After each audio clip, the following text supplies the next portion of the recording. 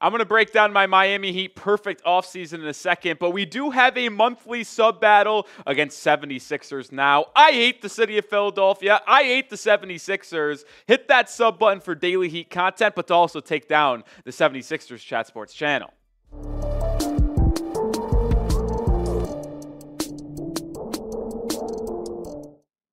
I am Nic Rohloff. This is the Heat Report by Chat Sports, and on today's show, we are going to look at the perfect Miami Heat offseason plan. The Heat, obviously 37-45, embarrassing first-round exits to the Cleveland Cavaliers, and I've been wanting the Heat to get out of the play-in for a long time and become a legit force in the Eastern Conference over the last 3 seasons. Well, today I'm going to give you my plan on how I think that could come to fruition, a realistic plan as well that is perfect, in my opinion, to be competing next year.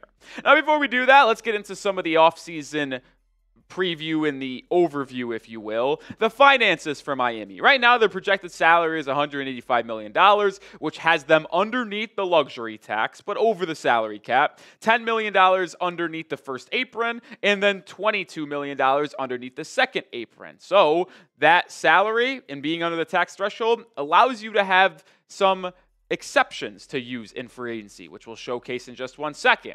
A couple pending free agents for Miami. Alec Burks is an unrestricted free agent. Davion Mitchell is a restricted free agent, which means the Heat could tender him and then match any salary that they would like in free agency or just re-sign him. And then Duncan Robinson has an early termination option. He could be guaranteed $19 million in change on July 8th, but the Heat could also cut him, have $9 million in cap, and save another $10 million in cap space. So that is what the decision will have to be made on Duncan Robinson. And because you're underneath the luxury tax right now, this is what exceptions you could use in the offseason. You have 3 trade exceptions, a 16, 3.1, and $2.1 million.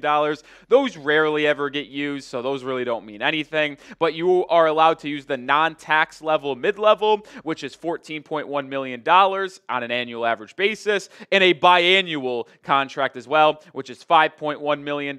You could also buy a second-round pick and sign someone to a vet min contract. All right, before I get into my official plan, what is your confidence level in the Miami Heat turning it around? If you had to scale it 1 to 10, what are the chances the Heat turn it around or competing in the Eastern Conference legitimately next season? All right, let's start my perfect offseason plan. Number 1. I'm going trading for KD. I am.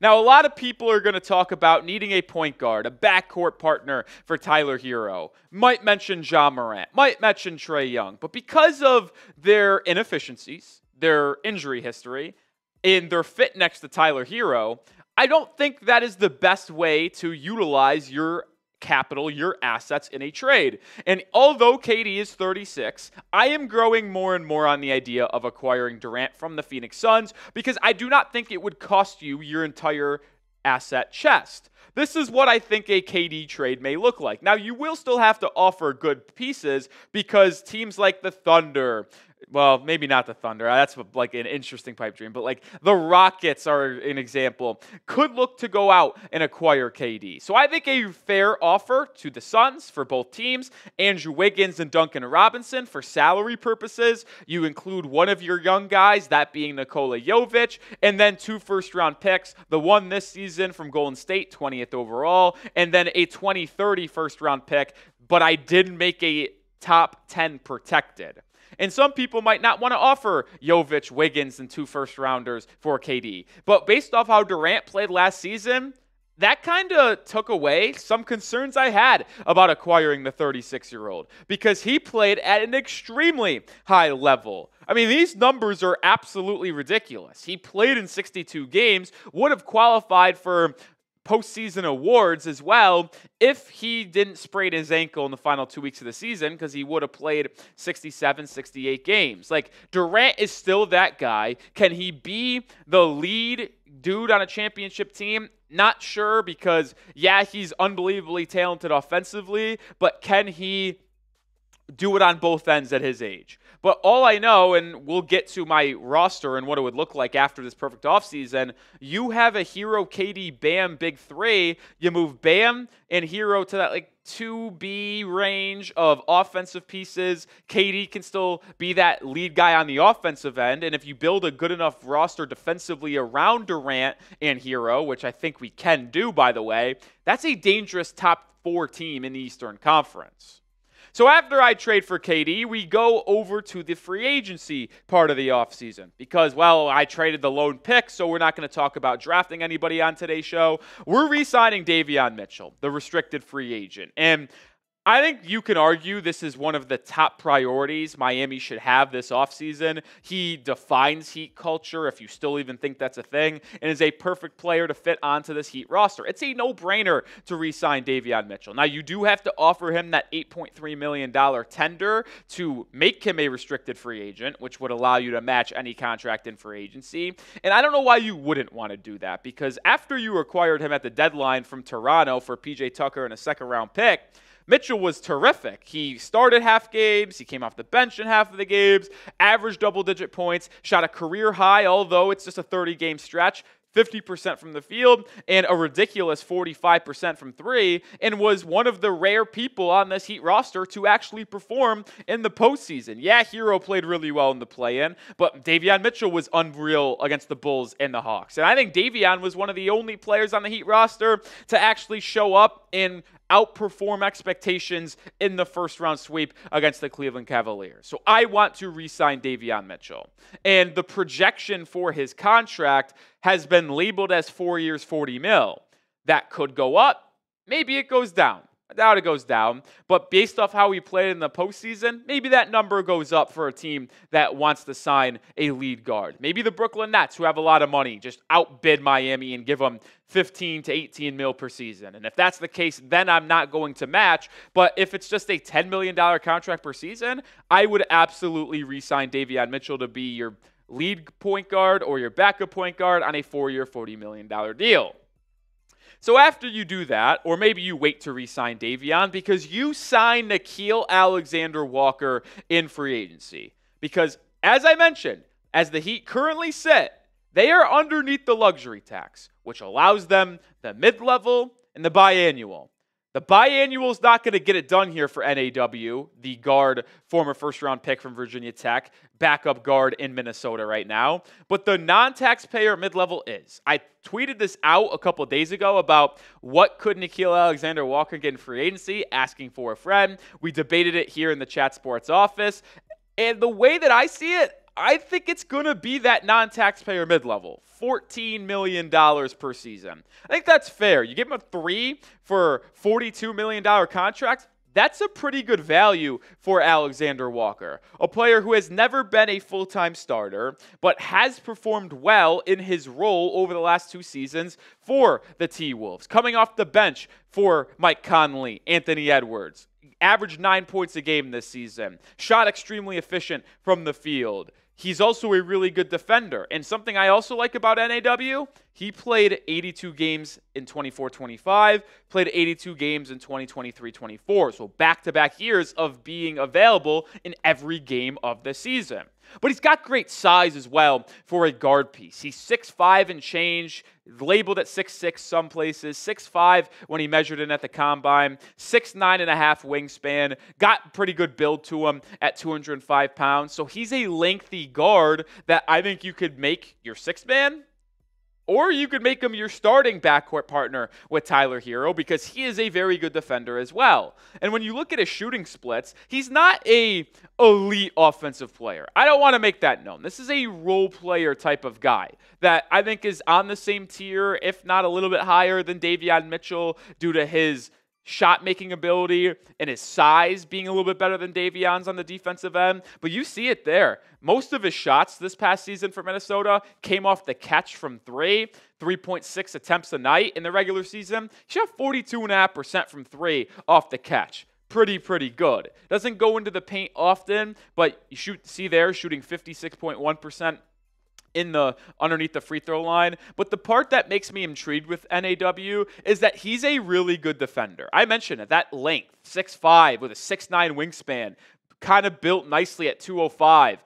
He's got a lot of physicality to him. He's very quick, moving and his feet side to side. And if you want to start him next to Hero, you have a very competent guard, point of attack defender that can guard 1 through 3. He was kind of an attack dog for Finch in Minnesota off the bench. He was pivotal in his role in defeating the Los Angeles Lakers. He was tasked with guarding Austin Reeves a lot, tasked with guarding Luka at times when Jaden McDaniels was off the floor. I don't know if Minnesota is going to be able to retain him this offseason due to them having to potentially pay Julius Randle and them prioritizing Naz Reid. But if Alexander-Walker slips through the crack and nobody wants to pay him $20 million plus, because if he's not getting $20 million plus, he's likely just going to get the mid-level at 14, which puts Miami in play here for him to be a good backcourt partner for Hero, or in a guard rotation where you would have now Hero, Davion, and Alexander-Walker. So let me know, is he an ideal free agent for Miami? Would you give NAW the mid-level at $14 million per season, a.k.a. probably a 3-year, $42 million deal? Type Y for yes, or type N for no. Another free agent I'm signing, Luke Kornet.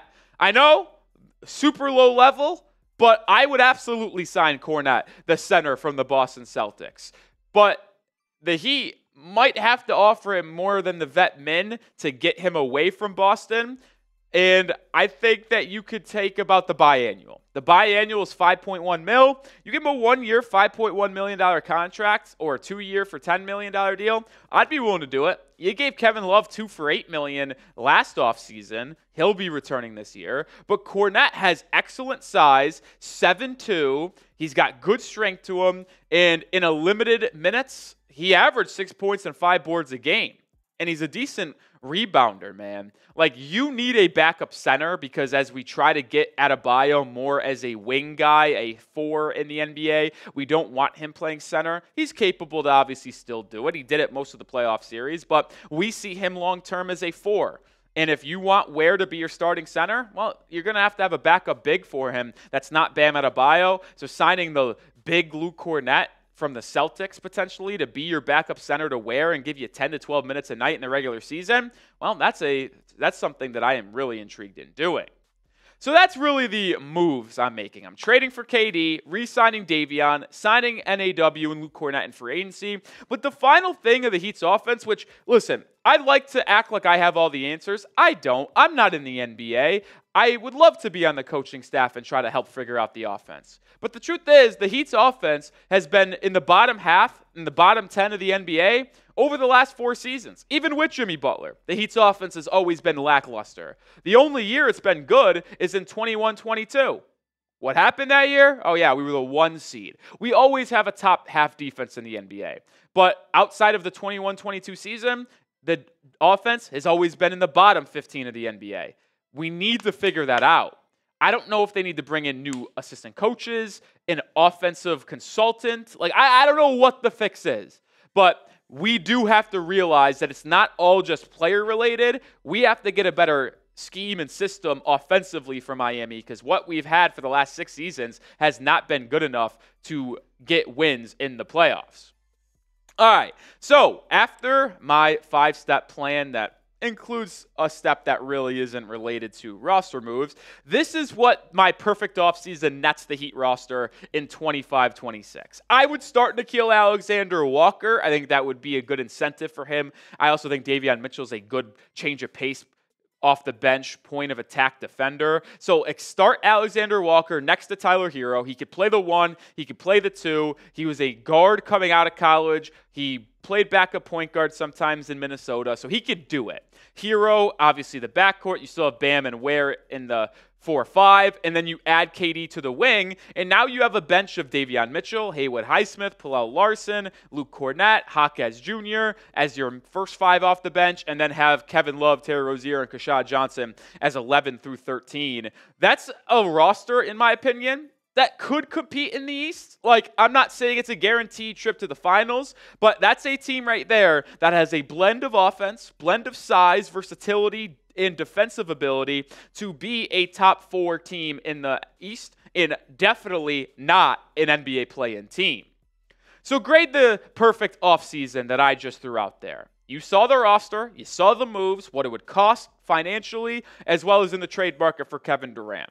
Grade the offseason, A, B, C, D, or F. Can't guarantee that all of what I want to happen will come to fruition. It probably will not. Hell, all those moves I made, probably only one of them will actually happen, and that's re-signing Davion Mitchell. But hey, we talk about all hypotheticals, what I would do, what the Heat are actually doing. So hit that sub button and lock us in for daily content this off season.